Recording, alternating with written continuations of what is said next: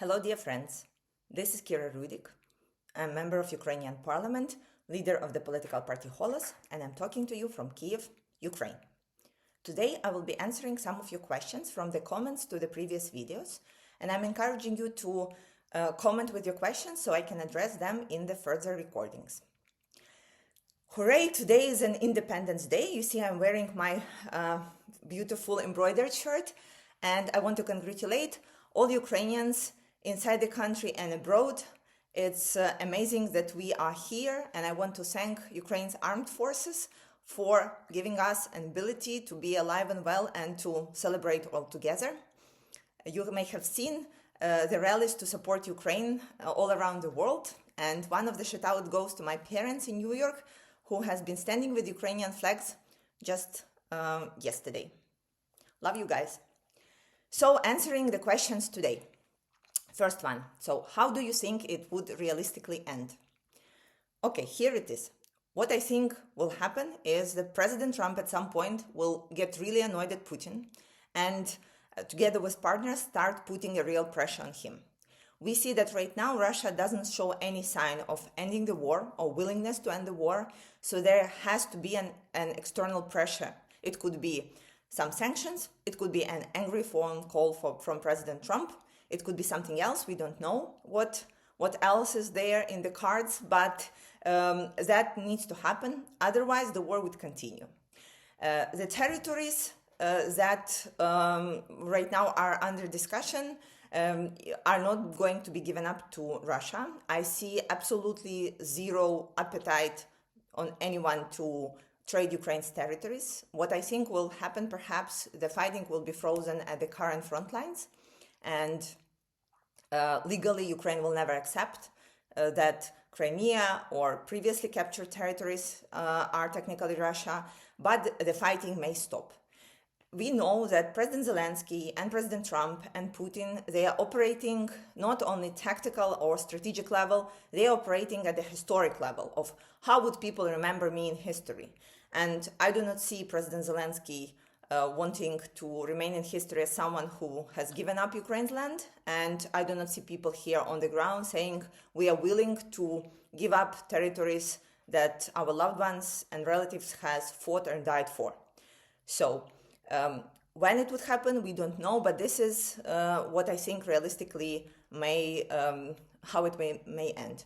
Of course, the territories that right now are being controlled by Ukraine would need those security guarantees that we have discussed with the previous videos. And then we will move forward being, again, a defense hub for whole Europe. I said it before and I will say it again. Our main goal right now is to figure out a way so that our children wouldn't have to fight this war over and over. It's a huge goal, and we need to keep it in mind when we are making any kind of agreements. And I do not think making concessions with Russia will get us closer to that goal. So question number 2 is, what is the relations between your party and President Zelenskyy? So technically we are in opposition, and when we are voting in the parliament, we are not always voting for the same thing as President Zelenskyy is offering.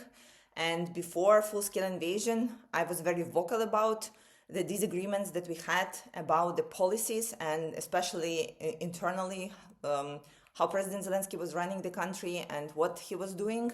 However, since the beginning of full-scale invasion, we all had to put our political ambitions aside and concentrate on surviving and making sure that we will still have a free country where at some point after the end of the war, we will be able to have open political debate. Then, after the end of the war, perhaps you will hear me about what should have been done differently, but right now I see absolutely zero point in doing that. It doesn't help anyone. We all need to survive. Number 3, this is the funny one. So, whose portrait is behind you on the wall? Is it your grandmother? So, no, it's not my grandmother. It's a portrait and the first page of the book of Margaret Thatcher, The Path to Power, and it has her quote, which is, if you want something said, ask a man. If you want something done, ask a woman. Disclaimer, I do not agree with many points of the of Margaret Thatcher's policy and politics, and her stance on Ukraine, of course, was very questionable.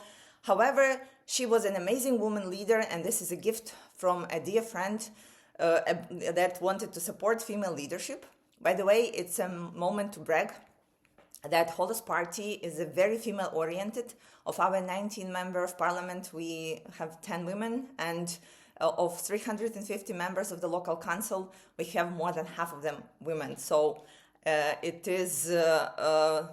doesn't happen like this. It's a hard work, and we are all, as female leaders, are standing on the shoulders of the women who has been before us, and Margaret Thatcher was one of them. So happy Independence Day once again. Thank you so much. Please subscribe to this channel, like and comment, and I'll try to address your questions in the next videos. Thank you, and glory to Ukraine.